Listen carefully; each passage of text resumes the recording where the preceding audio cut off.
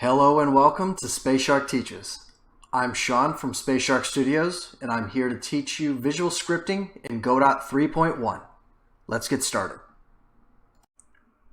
In this lesson, we'll make our own tileable sprite, or I guess use one that I've made, and then update our platform to use a tileable sprite. So first off, what does tileable mean?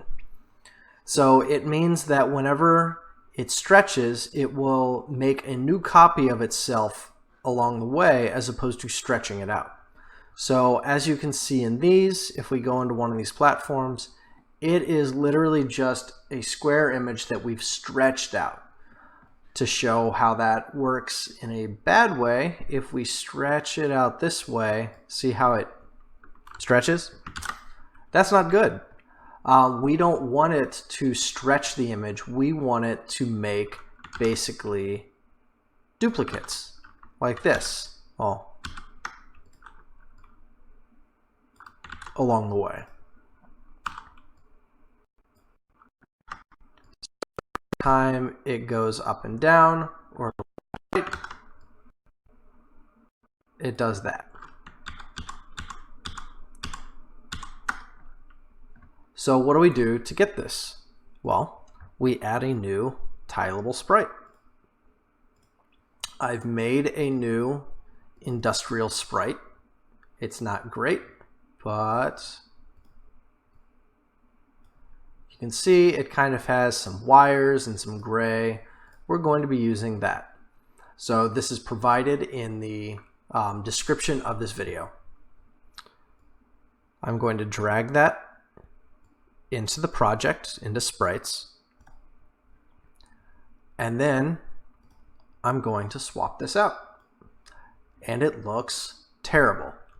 You should have expected this after we went over our sprite input tutorial. So that is because with industrial platform selected, we need to go to import and then use a preset called 2D pixel. Once we hit re-import, all right, it's looking better, but it's still not tiled. In order to make tiling, we need repeat to be enabled.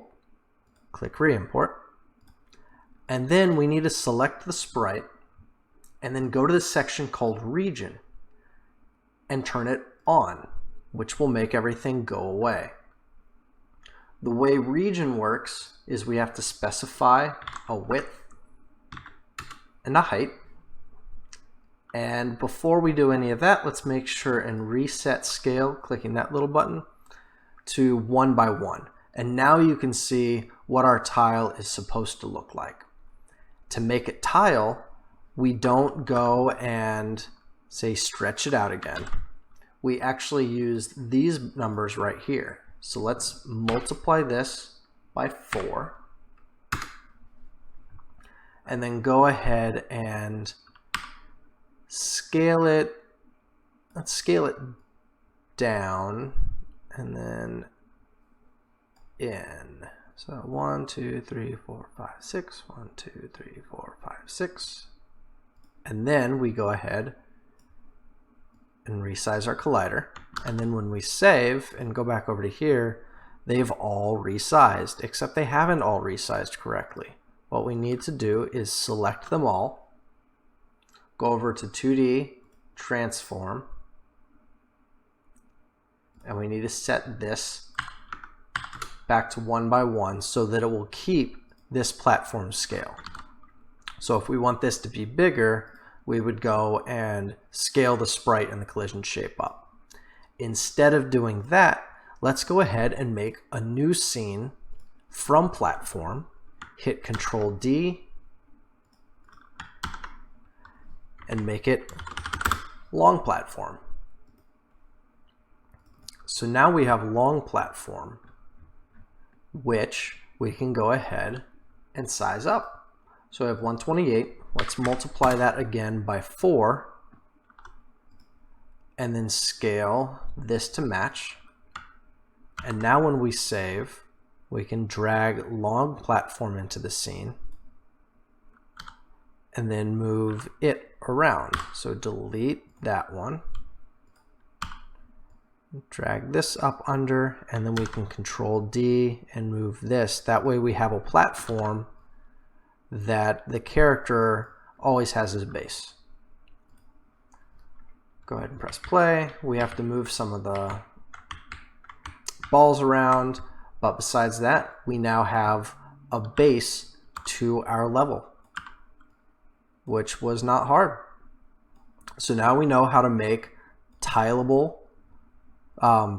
images and use them for tileable things. And that is going to be it for this lesson. In the next lesson, we are going to be covering creating a camera and a background so that it doesn't have this dull gray background and the character can't run off the screen. There he goes. Boom. So I'll see you in the next lesson. Thank you for watching Space Shark Teaches. If you'd like to see more, please subscribe to the channel and remember to click the bell to always stay up to date. Please also join us on our Discord, linked in the comments, and check out our other videos if you ever want to see what else we've been up to. Thanks again for watching, and we can't wait to see what you make.